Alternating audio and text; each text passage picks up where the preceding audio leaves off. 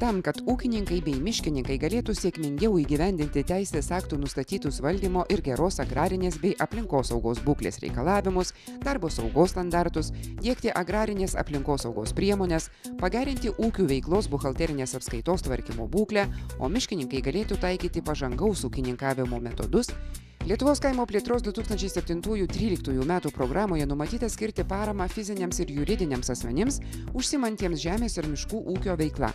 Parama teikiama pagal priemonę naudojimasis konsultavimo paslaugomis.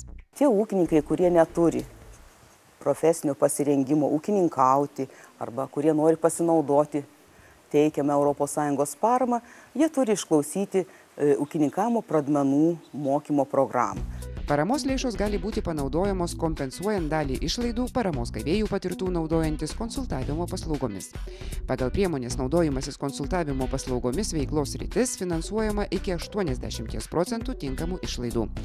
O ūkininkai, kurie žada konsultuotis dėl buhalterinės apskaitos, gali tikėtis, kad bus finansuojama pusė patirtų išlaidų. Vieniems žemdirbiams rūpi, kaip agrarinės aplinkosaugos įgyvendinimo klausimai, žemės tvarkymo klausimai, augalų auginimo technologijų klausimai, ūkinių gyvūnų priežiūros ir auginimo klausimai, tai tokie technologiniai dalykai.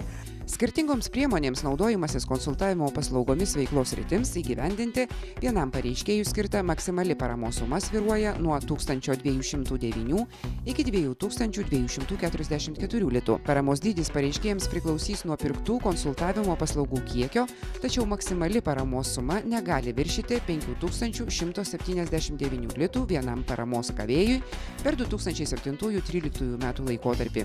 Paraiškos pagal šią priemonę renkamos iki metų pabaigos.